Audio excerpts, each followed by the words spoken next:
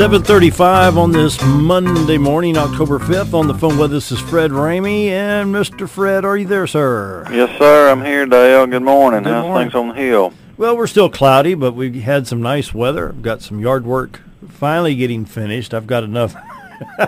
I got enough brush. Yeah. It's pretty windy here about all weekend. Yeah. Really? We we had just a little bit, but not too bad. It's not real still not right bad. now. Yeah. Yeah. So well, what's it wasn't too bad wind, but yeah, there are lots of leaves and a few limbs and stuff down, but not bad. It wasn't just a heavy wind, but just a constant breeze. So anyway, it's been a great weekend. I had got to go see the ball game here in Searcy Friday night. They took on West Memphis and beat them by 1 point. Ooh. So it was kind of a nail biter right down to the final second. Wow, Searcy beats West Memphis. That's good. Yeah, by 1 point. So yeah, and they it was good. I enjoyed it. Got to see my daughter lead the band. She's one of the co-drum majors. They've got 190 people in the band. Yeah, big band. Yeah, it's a big band. Yeah. Yeah. So there's 2 drum majors, and she's one of them. And so the other one's a good friend of hers. So they really work well together. So got to see that, and was excited to do that. So a lot of folks hadn't seen in years, and it was homecoming here in Searcy. Of course, I'm from across the river over at Ball Knob, Russell area, but my wife grew up here. There went you to school go. Here, Yep. and her mom and dad went to school here. So I think her grandparents went to school here. So Gina goes back away here, so she saw a whole Homecoming's bunch. a family reunion, right? Yeah, she saw a whole bunch of people she knew. She saw a guy she went to high school with. He'd come down from Fayetteville, and Oh my goodness. and it was she knew a whole lot of folks there, so that's good. That's what homecoming's all about. A lot of fun. A lot of schools around the state are having that this time of year. I think ours is Friday night. This coming Friday, is it? Okay. I believe so, yeah. Very good, very good. Well, Dale, have you been following the speaker election? You know, you and I talked about this just briefly last week, but I might want to go into a little deeper this morning about this. You been following it? Very little. I've been kind of watching what they're doing about the shooting out in Oregon about, you know, are you a Christian or what's your religion? And then boom. Yeah. You know. Yeah. Well, of course, You know, what's horrible about that is that naughty gun. Well, How that naughty gun just got up in that guy's hand and did that. I know, Dale, and you and I know we're going to agree on that. And of course, we're not. You or I neither one want to make light of this. It's a serious deal, but at the same time, we know that that this is a mental health issue, Dale. Oh. It really is, and I think people are just looking in the wrong direction. Yes. It was like in my prayer today. Maybe we need to ban Hollywood movies and TV instead of the guns, and maybe our mental state would be a little bit more established because it's entertainment in Hollywood. Well, that and these violent video games that so many of the young boys play, and you cannot constantly play those things, around the clock like some of them do, and completely withdraw from society. Yeah. And have no social interaction at all, and be I don't know. I really don't know how to put it. Be well, freedom of speech. Be right, or which freedom of speech, which is basically what this falls under, has responsibility. It does. Whether you're in Hollywood as a TV producer, as a movie producer, or in New York as a Saturday Night Live dude, or whatever, it comes with responsibilities. I think we're pushing the envelope. Well, I think so, and I appreciate the sheriff out there for what he did. Yes, I do when too. He said, "I'm not even going to mention the guy's name. I'm just not going to do it," and so I appreciate that. Yeah, I do too. I think there needs to be a lot more of that. I think when the media kind of catches on to that, say, we're not going to mention his name either. We're not going to give him the notoriety. As soon as that sheriff did that, well, Fox and NBC and say, oh, this guy here and he did this and mental health and doing this, and didn't have a girlfriend and blah, blah, blah. Oh, my goodness. Well, let's just set the dude on a pedestal and carve a statue for this guy, Yeah, I know. Well, I hate it, and unfortunately, we're not going to see. This is not the last one we'll see, most likely, but it's a deeper issue than what some are trying to make it out to be. But the politicians didn't take long to pile on, and especially the president. And tell you, Christianity is under attack in the United States of America, and it's time we take a stand. Well, it is, and you think, somebody said the other day, they said, the funny thing about they're not funny in the in the comical way, but funny in an odd sort of political thinking was that Christianity was definitely under attack in that particular incident, and yet the president turns around and basically says, we need to. You got too many guns out here, and got not everybody needs a gun. Well, whatever he said, and I'm thinking, they're killing Christians, and now they want to disarm us. Well, I don't think we're going to go for that. And two, I noticed the president mentioned the Australian model. Yeah, he did. Well, that's code. You know what that's code for? Confiscation. Sure, confiscation. That's exactly what they did in Australia. So, you better keep our eye on this guy. And speaking of keeping our eye on this guy, back to the speaker election, Dale. Sure, yeah. It looks like Kevin McCarthy is going to be the one who is, at least as of right now, seems to be taking the lead. He is from Bakersfield, California. Oh, great. And but now that's Bakersfield is a little, it's not quite as freaky as some of the rest of California. It's I've got some family that lives out in Bakersfield, so he's their congressman. And but he's I don't know, he's just a little bit too much of a backslapper for my taste. He's just a good old boy, a grinner, just a schmoozer. I think he's going to, how John Boehner used to cry all the time? Well, I think this guy's going to be John Boehner that grins all the time. Oh, great. I think that's going to be about the only difference. Does he have a backbone? We're going to go from a cry to a grin. John Boehner's backbone was like a pot of boiled noodles. Well, I think McCarthy's tactic is just grin you to death. just schmooze and grin and just try to win you over that way. So I don't know. He's been pretty successful at it by continually getting elected and reelected in California. And he seems to be pretty well liked out there, but he's got a few challengers for the job. But we see that Daniel Webster from Florida is running. He's not very well known. In fact, I hadn't even wasn't familiar with him at all till last week when I heard his name. What about Trey Gowdy? Trey has backed out completely, from what I understand. He said he wasn't interested in it. I know I was listening to a radio talk show, and Marsha Blackburn from Tennessee was on, and somebody asked her if she would take it, and she declined it as well. And I think she's already in leadership at some level. And but her reason was she had a fairly large, geographically large district, and she said it takes a lot of travel to cover my whole district. And if you're the speaker, you pretty much got to be in Washington most of the time. Yeah. And she said, I don't have the kind of district that would be that forgiving about that. I have a district that likes to see their congressman.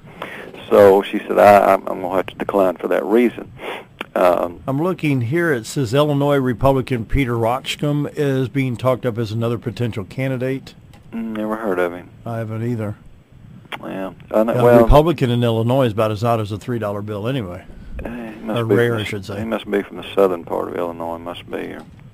I don't know. Not familiar with him at all. I've heard. I understand where Jason Chaffetz is throwing his hat in the ring. It looks like. So he's a pretty well-known fella from Utah, young guy. I think he's only a year or so older than I am. He's about probably 46, 47. And he's got a little bit of controversy behind him because of some things that he's done throughout time. He kind of went along with some of this. He was already in leadership. I can't remember exactly what position he held, but he was kind of went along with this enforcing the leadership initiatives, such as when they went along with some punishing some GOP members that didn't walk the walk with Boehner. Yeah. And Jason Chaffetz kind of got caught up in that. But there was an interesting quote in yesterday's paper. This was Sunday, October 4th, and this was our Democrat Gazette. And this was an article by Erica Warner from the Associated Press. And it's an interesting quote by Representative Frank Lucas of Oklahoma. He says, until we decide that we're going to function as a team instead of a series of groups trying to enforce their agenda on the majority of the House, then we're going to have this treadmill kind of thing where we're just walking faster and faster but not actually physically moving. Huh. Well, I think he's got a point there, but did the GOP not reach out to these groups when they were running? Tea parties, etc.? Sure they did. No. In fact, the GOP pretty much tried to hijack the Tea Party, did they not? Oh, yeah. I mean, once they I think the Tea Party's made conservative Republicans separated from center to left. Well, you know, Dale, in let's see, this thing really kicked off back in, what, 09, I guess it was, 08, 09, Tea Party movement did, and then by 2010, you started seeing a lot of candidates popping up all over the country that were Tea Party affiliated. You started seeing Tea Party rallies that were drawing 1,000, 2,000, 3,000 people. Well, man, that's any political movement's dream to get that many people fired up. And the Republican Party, you know, for right or wrong, infiltrated that group pretty fast and said, "Hey, look, we're kindred spirits here. We'd like to partner with y'all. You know, your candidates, the candidates that y'all are backing, are pretty much running as Republicans anyway. So we need to partner." Let me get a pause right there. We got to get this break in real quick. Okay. Stay in line. Be right back. More with Fred Ramey right after this. Let me try that again. 7:50 on this Monday morning. More with Fred Ramey. Fred? Yes. Well, we were talking about the GOP and the speaker's election, and you know, the fact that, you know, so many of them are upset with these groups within the party. Right. But yet we were talking about, you know, the GOP basically going after this Tea Party support back in 2010, and now they've got many members of Congress, especially, well, you know, not so much in the Senate. There's got a few of them in the Senate, but really on the House side, they've got several members that are Tea Party affiliated, or they have maybe some members that are have large Tea Party groups in their state, and they're or in their district rather, and they're a little bit gun shy on bucking them, you know, because they're pretty well organized, and not so much here in Arkansas. There's a few Tea Parties here in Arkansas that are pretty well organized, but for the most part, it's a bit scattered still. Mm-hmm. But the Republicans did embrace them. They did, and they cannot deny that. And you saw it, Dale. Sure. You were at some events covering them for Mountain Talk, and you saw Tea Party events where the politicians that showed up were only the Republicans. There were no Democrats, so the Democrats were invited. At the time here, we've had Rusty Humphreys here in town, and then along with at the time Lieutenant Governor Mark Darr, Senator John Bozeman was here. I was at that one where Rusty Humphreys came, and and John and Mark were there. And I was thinking there was several other candidates there that day, maybe some state senate or state rep candidates that were there that day as well. I think Missy Thomas Irvin was here that day, and I believe you're right. Yeah. So there were a lot of candidates there, and they were all Republican, looking for Tea Party support, and that was true throughout the country. But once they got them elected to Congress, then they wanted to say, yeah, well, we don't want y'all hanging around anymore. Well, isn't that the way it always goes? Seems like it, ain't it? Yeah, it is. And now the leadership in the party are having to deal with this. And I understand it's not always easy, but it's, you know, you kind of dance with the ones that brought you, don't you? I mean, as the old saying goes. And so, you know, there is some legitimacy to the fact that people back home are saying, look, we helped y'all to get there. We want you to push these ideas or to vote against certain things, and without getting too deep into the politics of it, there is a natural expectation there that we want you to do what we sent you there for. And so this puts these candidates in a very tight spot, a spot that they ask for. So, and leadership's having to deal with it, and they're finding that it's a very curvy road to navigate.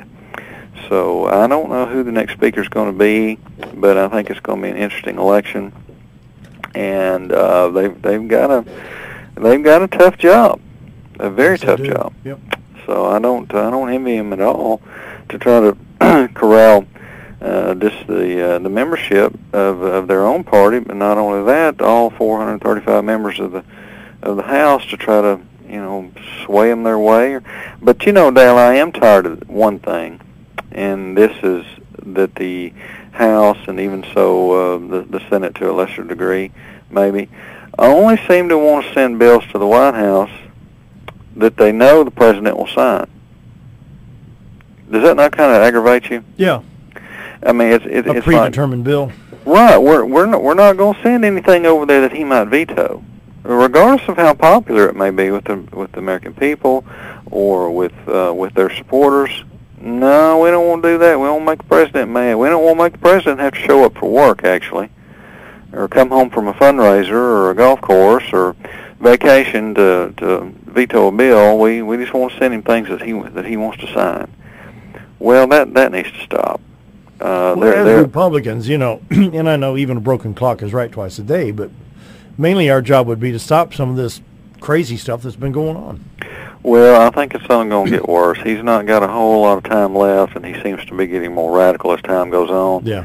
And you may just have to pick a fight just for the purpose of picking a fight. And if nothing else, just to slow him down. True. And so, because it's probably going to get worse.